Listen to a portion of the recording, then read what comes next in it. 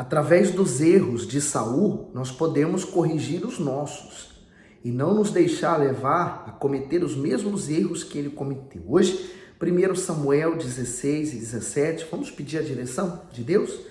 Meu Deus, que o Senhor venha nos guardar, nos proteger de nós mesmos, porque os maiores inimigos que nós temos somos nós. Ah, meu Deus, Saul errou, mas nós também erramos muitas vezes com o Senhor. Mas peço que o Senhor tenha misericórdia de nós. Agora eu peço que o Senhor também abra o nosso entendimento e revela a Tua palavra, revela a Tua vontade através dessa leitura. Em nome do Senhor Jesus eu peço. Amém. Então, 1 Samuel 16, já no versículo 1, Deus fala com Samuel assim: até quando terás dó de Saul, havendo eu rejeitado, para que não reine sobre Israel? Ache um chifre de azeite e vem, enviar-te-ei a Jessé, o belemita, porque dentre os seus filhos me tenho provido de um rei. O comentário diz: a rebeldia de Saul o levou a perder o trono de Israel, e isso consternou o profeta. A partir desse momento, Samuel deveria olhar para frente e entender a incumbência dada pelo Altíssimo, a fim de cumprir os seus planos. Não adianta prostrar-se diante dos impasses da vida. Ao invés de se entristecer ou lamentar, é necessário entender a voz da fé por intermédio da palavra de Deus. Isso dará força para enfrentar os problemas a seguir adiante. Então, quer dizer, não é que ele não queria que Samuel saísse de rei, mas como ele ungiu a rei, ele pensava assim: talvez ele tenha uma oportunidade. Só que a questão aqui é que Deus conhece o nosso interior. A gente vai ver essa diferença na vida de Davi, né? E as decisões que Davi tomou diferente das decisões que Saul tomou. Então, Deus escolheu uma família, a família de Jessé, para que através de um dos filhos dele, ele ia fazer um deles rei. E essa história é muito forte. Vamos lá, o 2. Porém disse Samuel: como irei eu, pois ouvindo Saul me matará? Então disse o Senhor: toma uma bezerra das vacas em tuas mãos e dize, vim para sacrificar ao Senhor, e convidarás a Jessé ao sacrifício, e eu te farei saber o que hás de fazer, e ungir-me-ás a quem eu te disser. Veja como que aquele Saul tão pacato, tímido, né, que se escondeu na coroação, na unção de rei, agora ele é capaz de matar até o profeta para não perder o seu trono, né? Quando se dá poder a uma pessoa, você sabe quem realmente ela é. No 4, fez, pois, Samuel o que dissera o Senhor e veio a Belém. Então os anciãos da cidade saíram ao encontro tremendo e disseram: de paz é a tua vinda? E disse ele: é de paz, vim sacrificar ao Senhor. Santificai-vos e vinde comigo ao sacrifício. E santificou ele a Jessé e a seus filhos e os convidou ao sacrifício. E sucedeu que, entrando eles, viu a Eliabe e disse: certamente está perante o Senhor o seu ungido. Porém o Senhor disse a Samuel: não atentes para a sua aparência, nem para a grandeza da sua estatura, porque eu tenho rejeitado. Porque o Senhor não vê como vê o homem, pois o homem vê o que está diante dos olhos, porém o Senhor olha para o coração. Então agora aqui nós vamos ver Deus escolher o seu ungido, né? o seu próximo rei. E Samuel vê o primeiro filho, ele acha que é ele, né? Talvez tenha boa aparência, bonito, né? Forte. Ele pensa: é esse de certeza, porque ele tem aparência para ser rei. Talvez ele ligou a aparência de Saul com a aparência deste. Talvez fosse, né, a proximidade disso. Mas Deus fala algo muito profundo, que Deus não vê o que vê o homem, Deus vê o nosso coração. Então, as aparências enganam. Às vezes você está vendo uma falsa aparência, mas aquela pessoa está disfarçada. Ela não tem, as intenções dela não são boas. Então, olha o 8. Então chamou Jessé Abinadab e o fez passar diante de Samuel, o qual disse: nem este tem escolhido o Senhor. Então Jessé fez passar a Samar, porém disse: tampouco a este tem escolhido o Senhor. Assim fez passar Jessé a seus 7 filhos diante de Samuel. Porém Samuel disse a Jessé: o Senhor não tem escolhido a estes.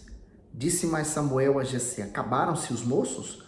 E disse: ainda falta o menor, que está apacentando as ovelhas. Disse, pois, Samuel a Jessé: manda chamá-lo, porque não nos assentaremos até que ele venha aqui. Então, esses 7 filhos, né, que ele tem, eram provavelmente, né, a gente não tem referência a isso na Bíblia, mas muito provável pela forma como é o trato com Davi, que esses filhos eram filho dele com a esposa, e que Davi era um filho extraconjugal. Daí você entender por que ele não estava ali junto com os outros filhos e porque ele estava fazendo um trabalho que era desmerecido, que era o cuidado das ovelhas. Então ele estava para lá. Ninguém imaginava ou poderia crer que ele poderia ser o escolhido de Deus. Mas aí é que vem a diferença, né? O sofrimento, ele forma o ser humano e leva ele para mais perto de Deus, né? E faz ele vencer. A gente vê a história de Davi, ele triunfou, ele foi rei, mas a gente tem que olhar para as origens, né? Porque ele também sofreu, ele gemeu, ele padeceu, ele comeu o pão que o diabo amassava, mas tudo isso serviu para alguma coisa. Isso foi uma base para o testemunho dele. O 12 agora: então mandou chamá-lo e fê-lo entrar. E era ruivo e formoso de semblante e de boa presença. E disse o Senhor: levanta-te e unge-o, porque este mesmo. O comentário diz assim: o coração que Deus busca. O Altíssimo procura pessoas conscientes de suas fraquezas e debilidades para que vivam na sua total dependência. Além disso, que tenham sede e fome de justiça. Embora reconheçam que são falhas e pecadoras, Davi era exatamente assim, um homem sincero e ciente de que dependia da benignidade divina. Essa rejeição também faz lembrar o próprio Senhor Jesus, né? Porque ele era desacreditado pela sua própria família, pelos seus irmãos, não pela sua mãe e nem pelo seu pai. Apesar do pai, a Bíblia dá poucas referências a respeito de José. Mas os irmãos de Jesus, que nasceram do casamento de Maria e José, desacreditavam de Jesus, sendo que Jesus foi o primeiro filho de Maria. E aí segue para o 13. Então Samuel tomou o chifre do azeite e ungiu no meio de seus irmãos. E desde aquele dia em diante, o Espírito do Senhor se apoderou de Davi. Então Samuel se levantou e voltou a Ramá. O comentário diz: o objetivo da unção não foi somente dar poder e sabedoria a Davi para que ele manifestasse a grandeza do Altíssimo em favor do povo de Israel, mas principalmente para fazer dele um com o Senhor. Por meio dessa unidade, Israel se prepararia para a chegada do Rei dos Reis, o Senhor Jesus Cristo, porque o Senhor Jesus vem da linhagem de Davi. Davi foi um dos maiores reis de Israel. Ele é até hoje lembrado como o melhor rei de Israel. Seguindo para o 14. E o Espírito do Senhor se retirou de Saul e atormentava um espírito mau da parte do Senhor. Talvez sua pergunta seja: então, porque o Espírito de Deus estava sobre Davi, não poderia estar sobre Saul? Não, não é essa a questão. Ele poderia estar sobre os dois. Deus é onipotente, onipresente, onisciente. Mas a questão é que Saul desobedeceu. E a desobediência abre precedentes para o mal entrar. E é exatamente isso que aconteceu. Porque, como a Bíblia diz, andarão dois juntos se eles não estiverem de acordo. Então, como que o Espírito Santo poderia andar de acordo com Saul se ele estava desobedecendo a ele? Então, ele sai. Naturalmente, um corpo vazio, ele é morada de um espírito.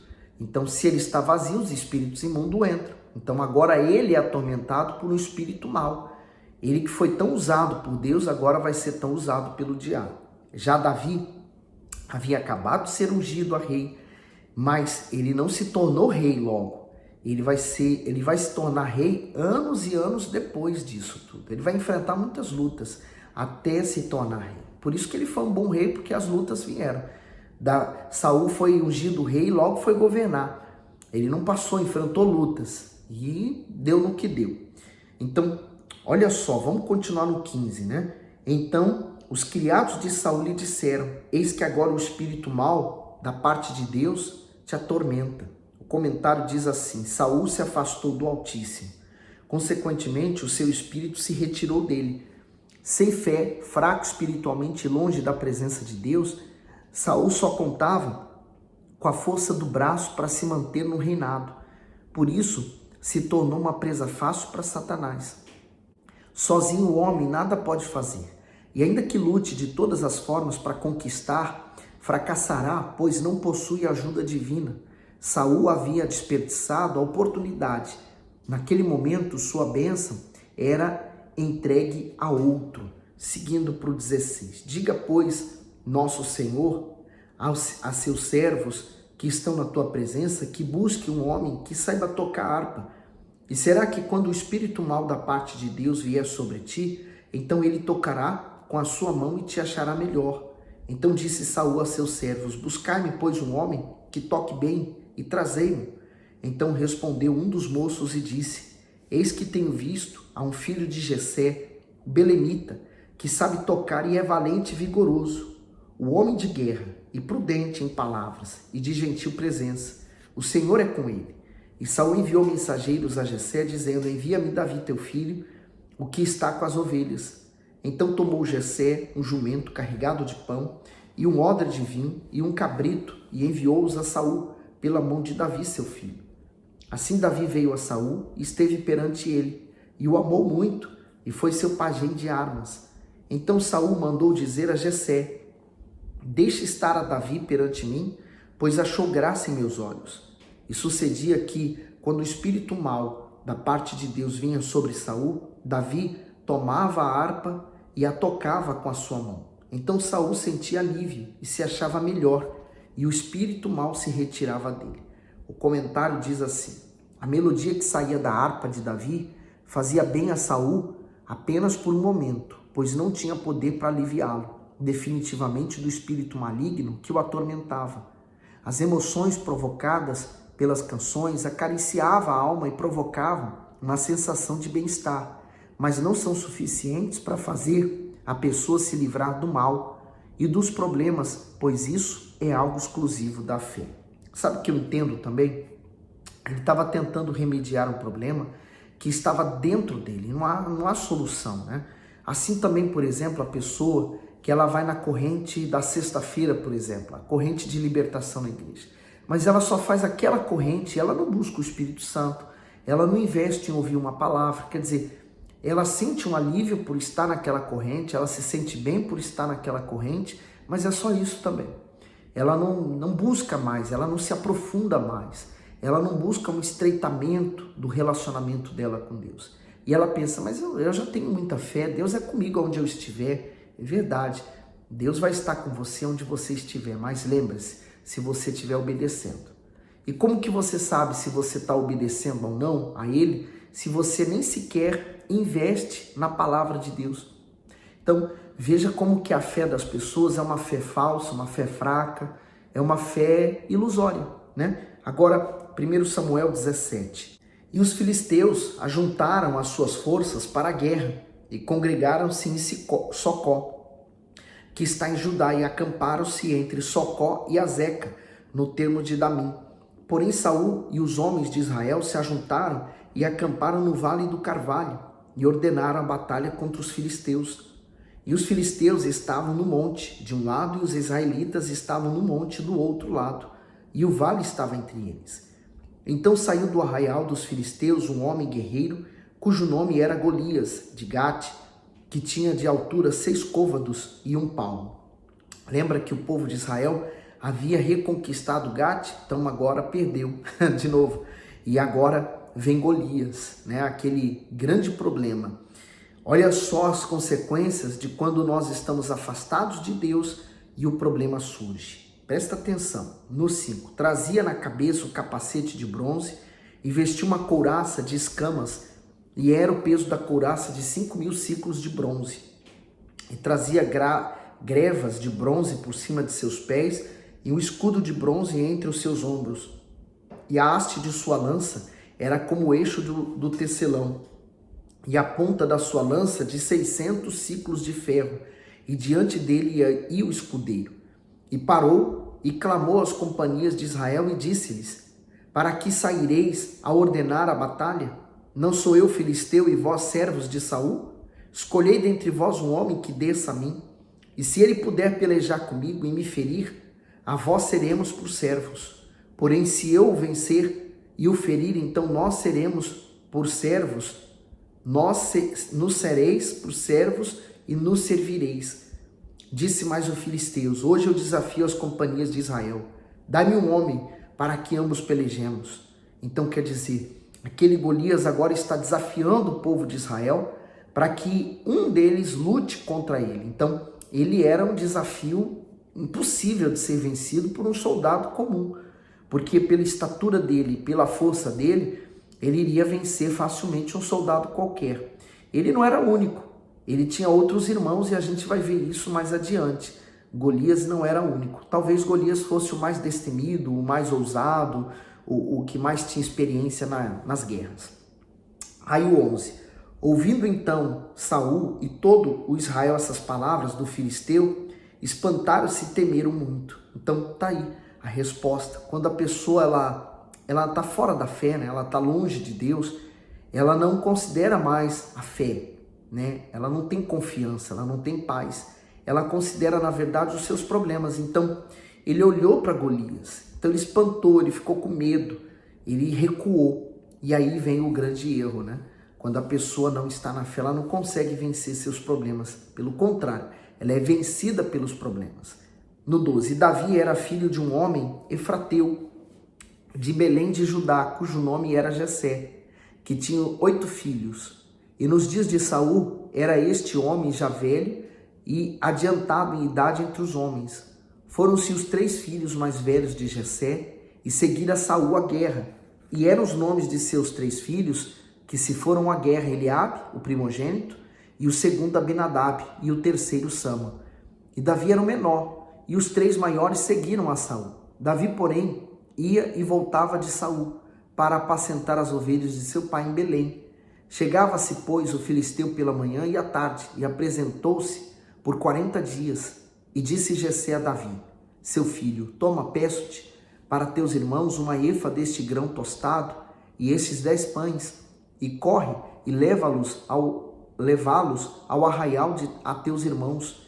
Porém esses 10 queijos de leite leva ao capitão de 1000, e visitarás os teus irmãos, e ver se vão bem, e tomarás o seu penhor.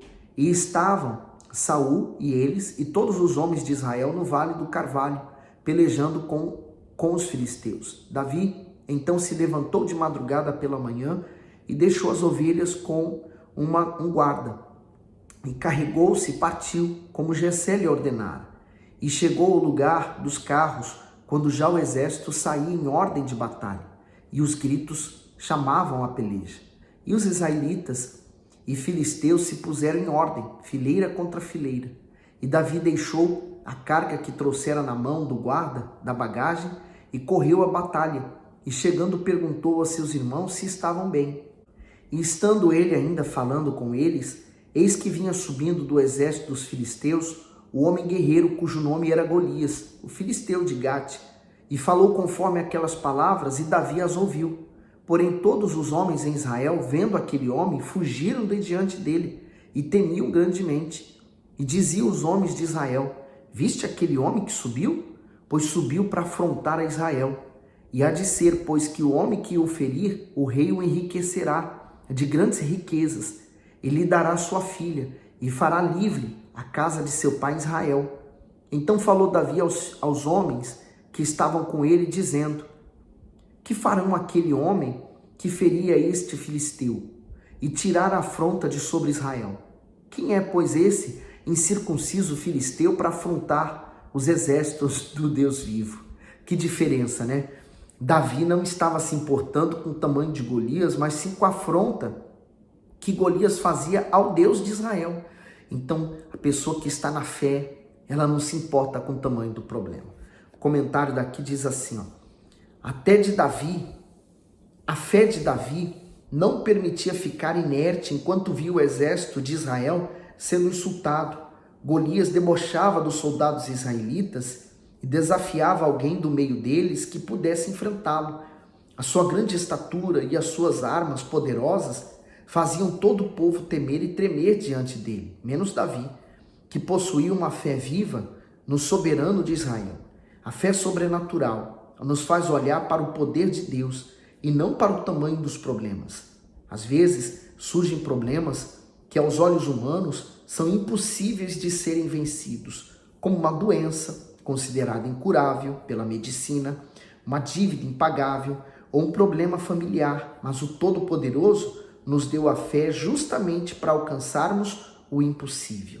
E é essa fé, minha amiga, meu amigo, que você precisa ter dentro de você para lutar contra os problemas que você tem e seguir em frente.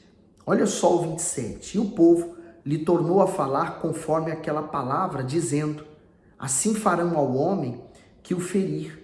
E ouvindo Eliabe, seu irmão mais velho, falar àqueles homens, acendeu-se a ira de Eliabe contra Davi e disse: por que desceste aqui? Com quem deixaste aquelas poucas ovelhas no deserto? Bem conheço a tua presunção e a maldade do teu coração, que desceste para ver a peleja. Rejeitado, tão desprezado, que nem sequer era acreditado pelos próprios irmãos. Aqui a gente vê isso bem claramente, O comentário do 28 diz assim: Davi ouvia apenas a voz de Deus, por isso ignorou as palavras negativas e desmotivadoras do seu irmão. É preciso ter muito cuidado para não sermos influenciados pelas palavras daqueles que só sabem criticar. Além de não conquistarem nada, eles se tornam pedras de tropeço no caminho dos que querem alcançar uma vida de qualidade, conforme garantem as promessas divinas. Então, está em Deuteronômio 28, do 1 ao 14, quando Deus faz as bênçãos decorrentes da obediência. E vamos ver João 10:10, que diz assim: o ladrão não vem senão a roubar, a matar e a destruir. Eu vim para que tenham vida e a tenham com abundância. Então, de um lado você tem o diabo querendo matar, roubar e destruir, quer dizer, fazendo as obras dele. E do outro você tem o Senhor Jesus trazendo vida e vida com abundância. Então, quando nós escolhemos a vida e a vida com abundância, estamos escolhendo Jesus. Vida abundante é você possuir o Espírito Santo em você. É você ser capacitado por Deus. E você segue em diante nessa batalha espiritual, vencendo aquele que matava, roubava e destruía. Então, o que mais nós temos visto são pessoas sendo vencidas por mal, porque elas continuam aliadas com o mal. Quer dizer, fazendo o que o mal quer, o que a carne quer. Quando você quer agradar a Deus, você usa a sua fé. E quem usa a fé está fazendo o que agrada a Deus. E quem agrada a Deus tem Deus como aliado.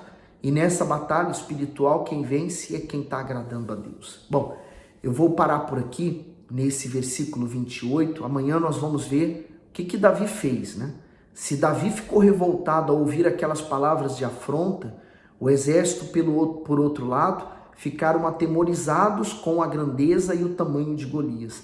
Mas Davi não estava ali porque ele tinha outras intenções. Ele foi em obediência ao seu pai. Os irmãos tinham maus olhos e pensaram que Davi estava ali com outros interesses. Mas Davi tinha uma fé grandiosa. Uma fé que Deus quer ver em você, quer ver em mim, para nós enfrentarmos neste mundo as trevas e sairmos dessa situação vitoriosos. Você quer vencer? Agrade o Senhor sobre tudo, tá bom? Que Deus continue abençoando e iluminando você. Não esqueça, dê o seu gosto, ele é importante para o vídeo, para que ele se espalhe na rede. E faz seu comentário, porque talvez eu deixei escapar alguma coisa e você vai acrescentar aqui nos comentários também, tá bom? Deus ilumine você.